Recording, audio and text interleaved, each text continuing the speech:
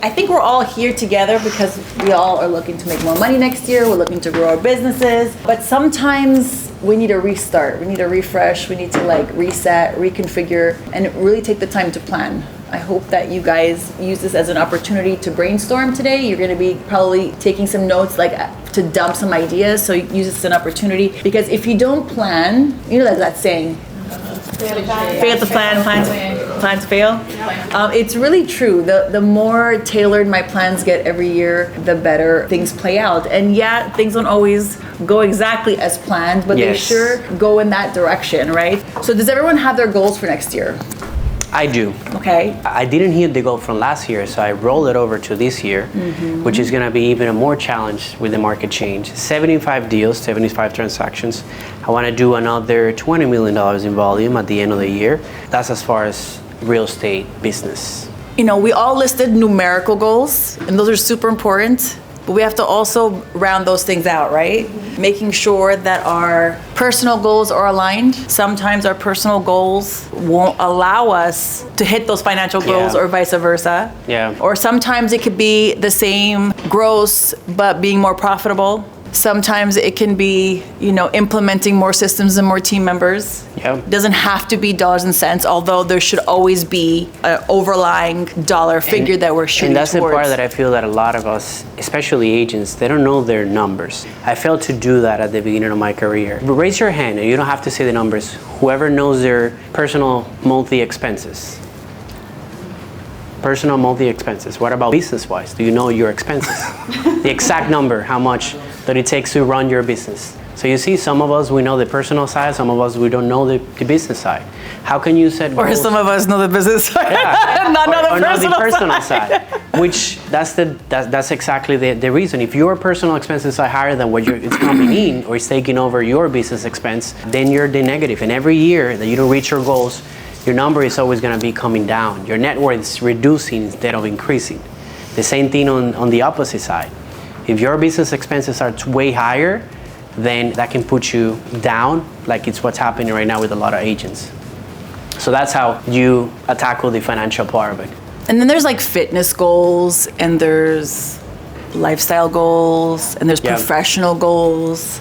So it's not just one thing, although today we're probably going to be focusing primarily on business financial goals, right? Yeah. Oh, I like this. I saw this yesterday. The only thing standing between you and your goals is the bullshit story that you keep telling yourself as to why you can't achieve it. So what was your bullshit story this year? Yeah. I don't have time because I'm a single mom. That's for sure my bullshit story for me. Yeah. It's an easy one to go to. It's an easy one because it's a cop-out, you know? Of course. I think a lot of people blame the market this year for where they are at. Yeah. Or not at. And what I'm noticing is what agents lack to realize is that you got to pivot and find other sources. What was working for you last year probably going to be working this year. Something that I preach and talk a lot is looking for other sources to get business from. For example, cash offers. I don't know if you knew this, but 30% of the actual transactions happening right now in the market are moved by cash. That cash is coming from investors. If you have a cash offer program or have investors that you partner with, you are an advantage in this market. Anybody here works with investors? There you go. Awesome. Does anyone use vision boards? Yes. Love vision boards. I have a digital one on the first page of my business plan that has some pictures. My desktop. Your desktop. What does he have? What does yours have? Actually, I can take a few pictures off. Are you already accomplished? There's some trips on there. Nice. There's a boat. Nice. There's a house. I mean, it's not that house, but it's a house like that, right? Yeah. I'm like, did you get the boat? I didn't get the invite. I have like no boat yet. I'm only getting the boat once I get the house because it's like. A lot of people, they put pictures, which is making more real. Even if you list it, if you take the time and just list the items that you want to, let's say you have a trips feel, which I have and I almost get it all the time. If you have a goal of changing the car, changing of house, just that you take the time, if you have a significant other, with your significant other, you'll be surprised at the end of the year, even if you don't ever go back to it, the stuff that you accomplished just because you put it in the back of your head. I think this year I'm gonna delete the picture. I'm just gonna put a clock. Yeah. I just want more free time.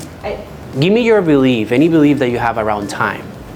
For example, you mentioned, I don't have enough. That's not what I said. What I was want it? more free time. You want more Free time. free time. Like for myself. Anybody else? Personal. Anything around time? Any belief? Anything that you want with time that you? Yeah, I feel like I wake up, I'm a mom too. Yeah, Take the kids to school early, but then it's like 5 o'clock runs around, I'm like, oh my gosh. yeah. So you don't have enough time in your day. Or it moves too, it feels like it moves too quickly. Okay, time moves too quickly. So you wish to have more time. No, more free time. You wish to have more free time. You don't have enough time in your day. I don't, for the things that I want to accomplish, Yeah. because my gym goes in there, that's a non-negotiable. Like, Okay. I work out every day, so. And yours was, Lorenzo?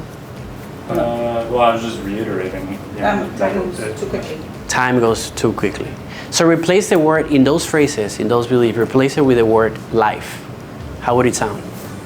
Yeah, I do want more life. Yeah. I'm working too much. You want more free life. Like more life to do. Yeah. To do. Like yeah. How would yours sounds like? You don't have enough life. I don't have enough life. You don't have enough life. And Lauren? life moves too quickly. Life goes too quickly. Like look how powerful the exercise. All we're doing is replacing one for the other. And if you think about it, like time is life. That's all we got here. That's why it's more.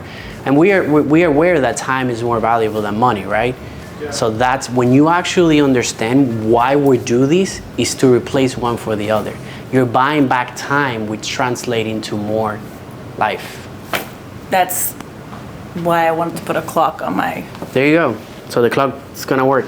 Who here works with checklists on a regular basis? No, well, to-do list. To-do list, checklist, to-do list. I mean, Melinda was somebody that helped me get into the habit of doing checklists. And it's crazy how you can start doing it at the beginning of your day, write down 10 things. You don't look at it anymore, and at the end of it, But you can accomplish it at the you end of accomplish it, a right? lot of it. It's the same Because you thing. automatically, by writing it down, what you're doing is engraving it in the back of your head. Subconscious. Yeah, your subconscious. And then my OCD, if I don't get something accomplished at the end of the day, first thing in the morning, I do it because I want to live So through so the same thing works out macro too, when it comes down to goals. So how are we going to achieve the goal, right? We have to plan it out. We start with a number, we work our way backwards. We start with a goal, we work our way backwards, right? So it's like creates a GPS for our year. But what happens with the GPS? We can take action, dream, learn, plan, take action, dream, learn, plan, right? So that's like a great visual just as we go into what we're going to be doing today. So I just wanted to throw that in there. But our plans will have speed bumps. Our plans will have detours. Like the moment. But if you start just driving without a plan, then you're going to be all over the place. So this is to gather your thoughts for the year, break our projects up into little pieces. So we already talked about our business goals. To have an effective business goal structure in a business in general, whether you're a solo agent, you're trying to build a team, you know, all the different versions of that, there's 7 parts to a successful business plan and to a successful business.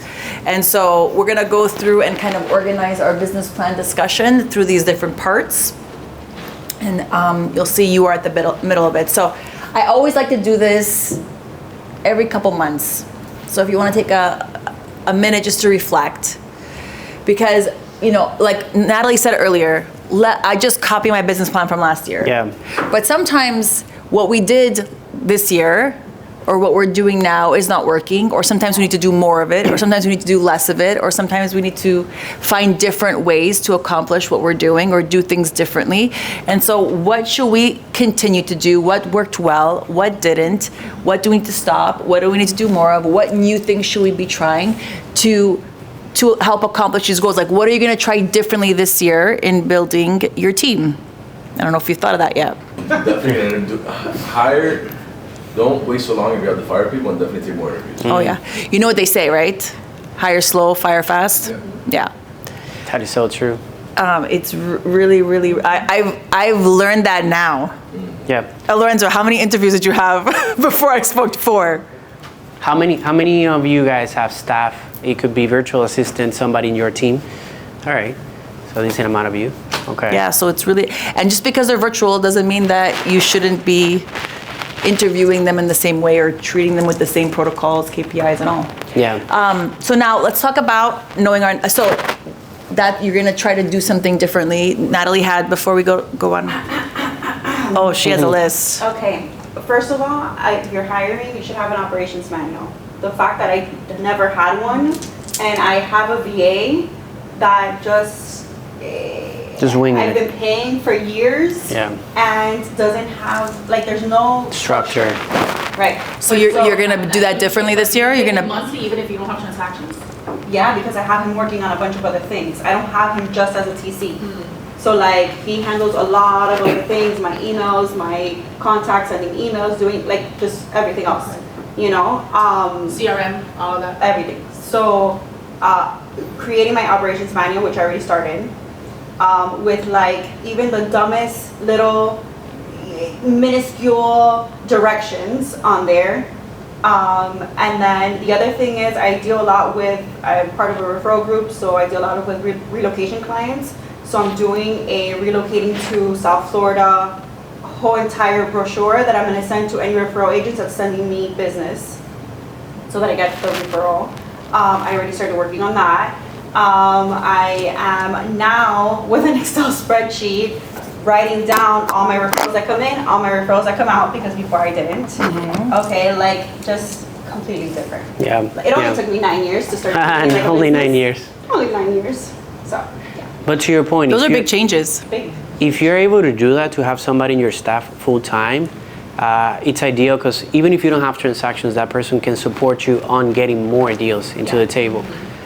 It could be lead generation if you want them to call, or assist you in marketing for you. Could be social media, email blasting, if you have the inventory to help you push the inventory too. But it's definitely worth having somebody in your staff. And to add on to that, I did say that this year I closed less transactions than ever, and I've taken the time that I'm slow to implement all these things.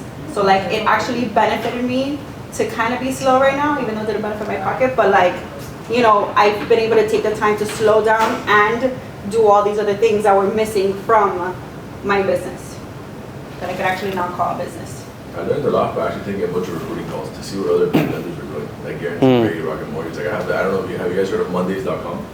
Yeah, I built an amazing Mondays. I use them Monday too. Amazing, bro. That saves me a lot of time. And now I do it with Brian, and we have a whole workflow like how it goes. So now I think it should be easier for me to just implement that. It's a headache building it out at the beginning, but it's like it makes things so much easier. so much You can set easier. up reminders that automatically go out, or remind you before loan commitments due, when you have to close, lock the revenues.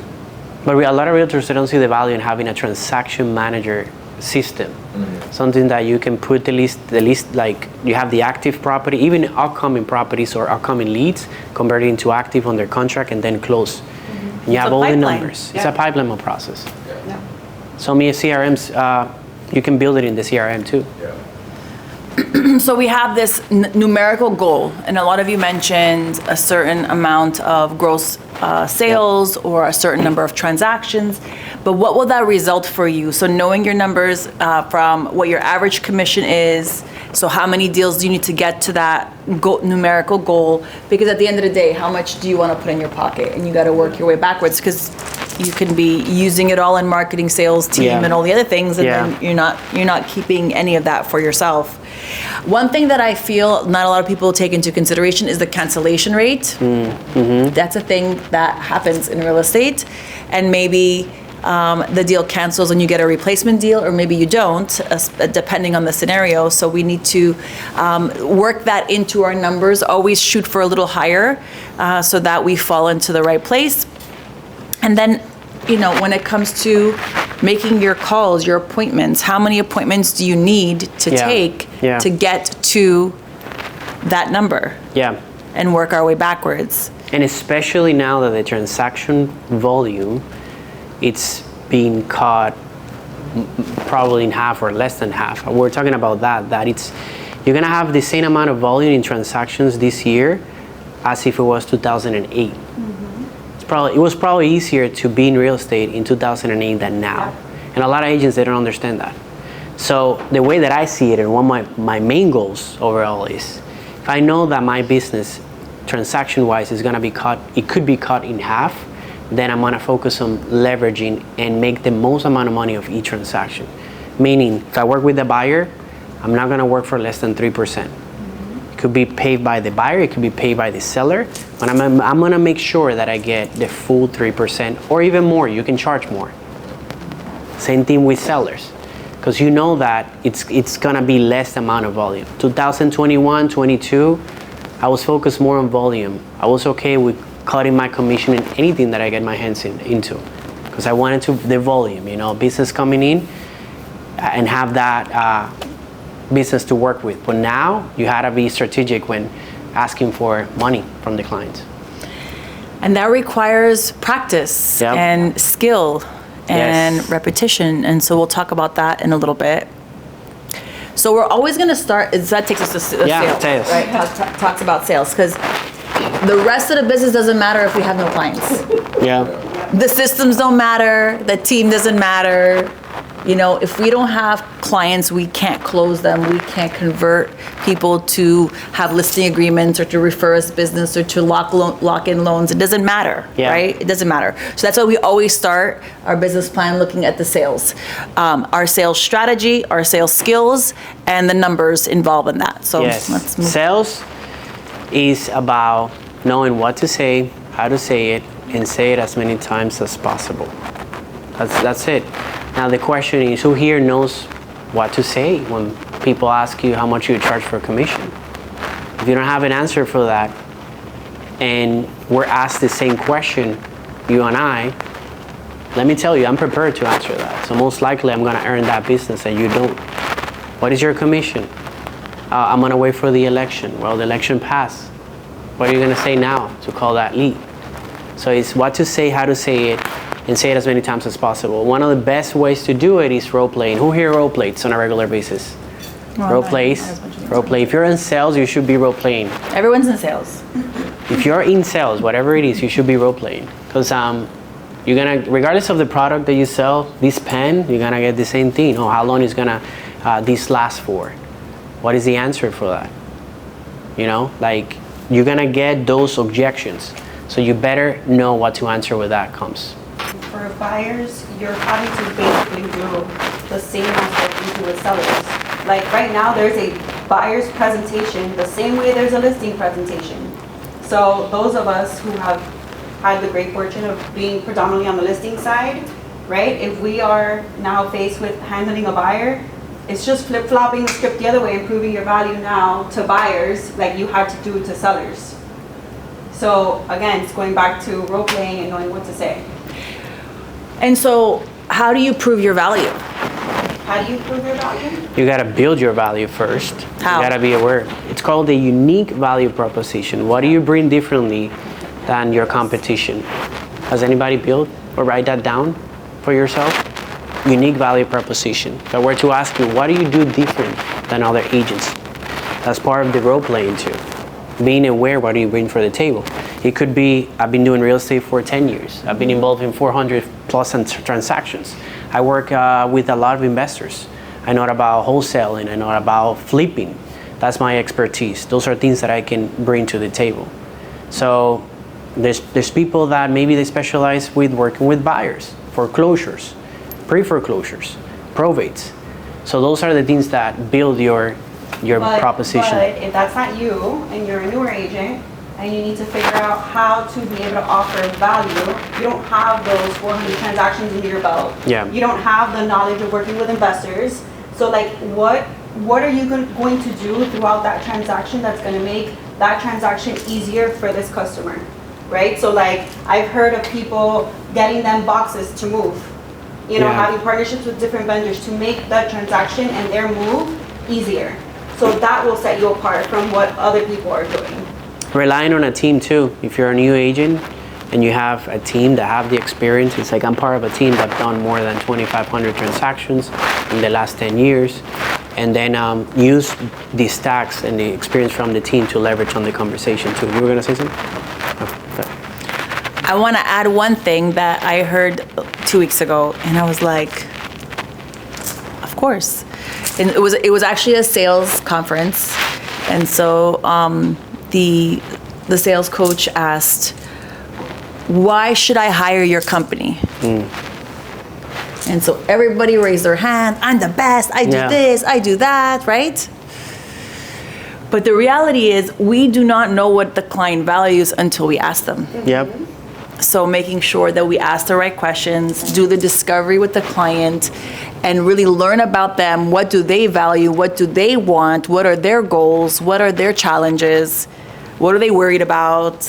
Yep. What are their plans? And with that, then you can show them, because if it's a first-time home buyer, they don't care that you fix or flip, right? So Yeah. that's what, but maybe you have other skills that you can present on that sales conversation. And it's funny that you say that, because that's a question that we get as realtors. What are you going to do differently to sell my house? Anybody wants to answer that? Or knows what would be the best response to that? Well, a good one is, and the one that we practice on a regular basis is, well, there's so much that we can do as realtors to sell your property. There's a limited amount of activities that we can do. The question is, what are you looking in a real estate agent or the next real estate agent that you hire? Look how I flip, going along with your conversation, is how I flip it to them. And if they say, I want somebody that communicates on a regular basis, I want somebody that offer me this much in commission, whatever it is, you're finding out. Oh, their funny you say specific- that. Then Right. you know what they're looking for, and you can pull from those tools that you have. You know what the great news, Melinda, is? What? You found what you're looking for. Yeah. I have just what you're looking Yeah. for, right? Yeah. And they laugh, and then you move on. Yeah. You answer their concern, and most likely that's it.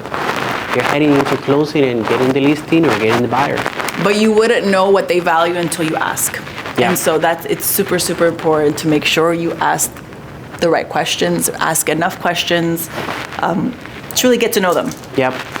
But when it comes down to this part of the whole conversation, this is the most valuable part of the whole conversation, especially in today's market. Because right now, the volume, and it's not just, I'm not just saying it out of my mind, it's just the reality. The volume of transactions has come, it's way lower than before. So this is the focus right now. You should be dropping anything else. Building the flyer and those other activities that complement what you do should be just put in a second place. These, focusing in sales, calling prospect, being exposed to prospects, should be the most important task that you do in your day. So this is, and I'll send this to you guys, it's a way for you to break down your goals into how many transactions with cancellation rates and all. So we don't have to get into the nitty gritty, but like this is an example, right? So if you guys place your thing down to how much per year and then work your way backwards, you're able to come up with the calculations of how many calls you need to make a day. So speaking of calls, prospecting. Who thinks prospect? I was just prospecting right now. So the question. You were following up with a lead, probably. No, that was actually a seller calling me. Oh, really? I met at my open house, yeah. Wonderful. That's awesome. So like, that's the thing, right? You got it? Pretty sure I did. All right, awesome. The question is, who thinks prospecting is important? It's the cornerstone of every business.